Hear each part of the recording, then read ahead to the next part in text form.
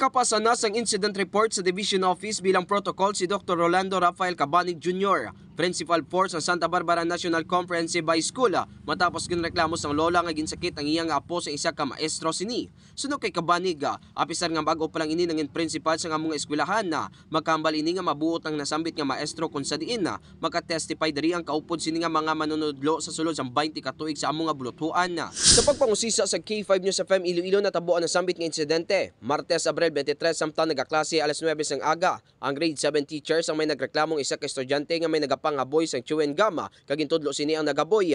Gilayon nga ginpulot ini sa maestro kag ginduot sa baba sang bata kag luyag sini nga ipatulon. Gikipot sang 13 anyos nga estudyante nga baba kag nagaulong-ulong hindi pag-usapon ang chewing gum. Rason nga nagasgasan ang guya sini tugas sa mga parte sang kahoy nga armchair nga nagtapik sa chewing gum nga ginroll sini antes ginaboy.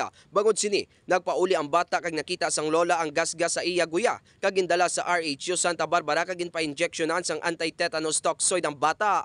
Sa karon mga ka-K5, nagapadayon pa ang investigasyon sa Santa Barbara National Comprehensive High School sa nagluntad nga insidente. Para sa Balita Regional, nagikan sa probinsya sang Iloilo, ako si ka-K5 Eric Cañizares para sa Kampiyon nga Balita, Serbisyo Publiko kag Kalingawan sa Western Visayas sa K5 News FM.